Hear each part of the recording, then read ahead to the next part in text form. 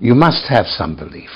And then we know, reading your books, your biographies, actually you're applying your philosophies, your philosophical thinking and the beliefs that help you making good fortunes in the financial market. Can you suggest Chinese young people, when they study the philosophy? I find that young people in China are more interested in philosophy than, for instance, people in America. And I'm very pleased about that, because I am very interested in philosophy and in understanding how the world works. And I find a lot more interest and similarity in that approach in China than actually in America. People in America are very, very practical, and they don't like abstract thought. Right. And yet, abstract ideas have a very big influence on the world, and so it's important to understand them. But what do you think Chinese young people, what do you find their characteristic from other part? Even if they don't study philosophy, people in China generally have a very high regard for philosophy and high regard for people who actually think about those things. And I like that attitude. And I've recently given a series of lectures where I explained my philosophy, and which is now published in Chinese. And I'm very happy about that. And I hope actually that instead of reading about me and trying to figure out how I make money in the stock market, they would pay more attention to my philosophy. Philosophy by itself will not get you very far. So you have to also engage in something practical. But philosophy is something that is, I think, has to be your view of the world, which you have to establish for yourself. I'm not a philosopher, but I have done a lot of thinking. And that's what I consider philosophy, trying to understand the world in which you live.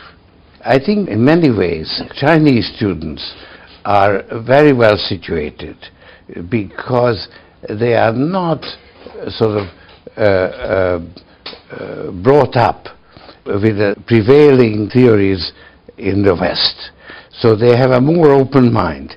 And actually, I find that they can understand or relate to my interpretation of financial markets better than, say, students who have been learning economics in American universities. In the last 25 years, both economics as a theory and financial markets as in practice, in reality, have developed in the wrong direction, which have led to the financial crisis that the world has just suffered through. And then economic theory went into a world of its own because they tried to eliminate uncertainty and have a firm prediction of the future, similar to how you can predict the movement of the stars. So they tried to imitate the kind of predictions that, let's say, physics can give you. And that was a false track. They wanted to reduce everything to mathematical certainty.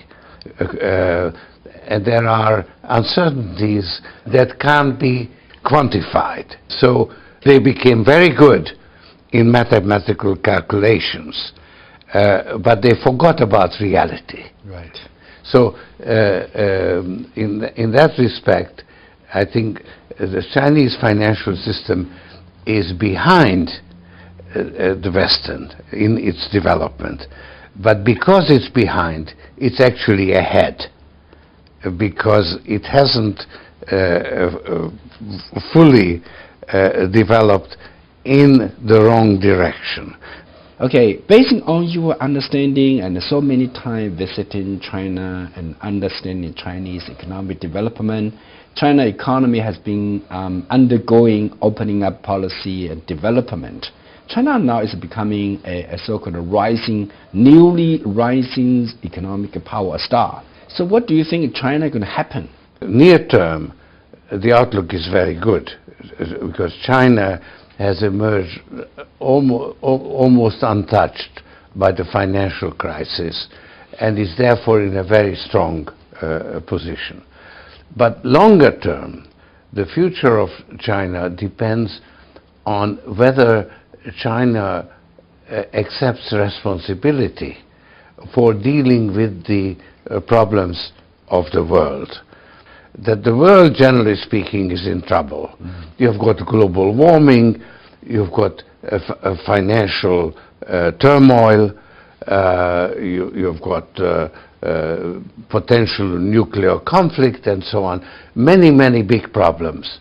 And now China, which is emerging as a big power in the world, has to address these problems as well. China has many problems of its own, but now it has another problem. So success brings additional burdens, and that's hard to accept. But I think the future of China and the future of the world really depends on whether China accepts this responsibility or not. Mr. Soros, based on your successful life and successful career, there are many, many also rich people in the world. So what do you think yourselves are different from other successful businessmen or investors?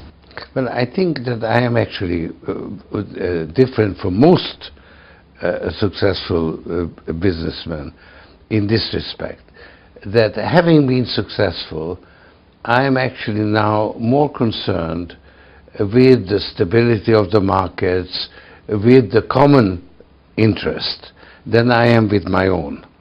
In other words, I'm no longer trying to just make money. So you want the world to become better, more beautiful? Yeah, that's right. And that is, one should be very suspicious about people who say that, because it's very unnatural, you see. I don't say that I am holier than thou, because as a market participant, of course I'm interested in making money. But as a citizen, as a human being, I am concerned about humanity. And it's a very big ambition, but I would like to make the world a better place. And that sets me apart from most businessmen who put their personal interest or their business interest first and the interest of the world second. I've changed that around in my old age.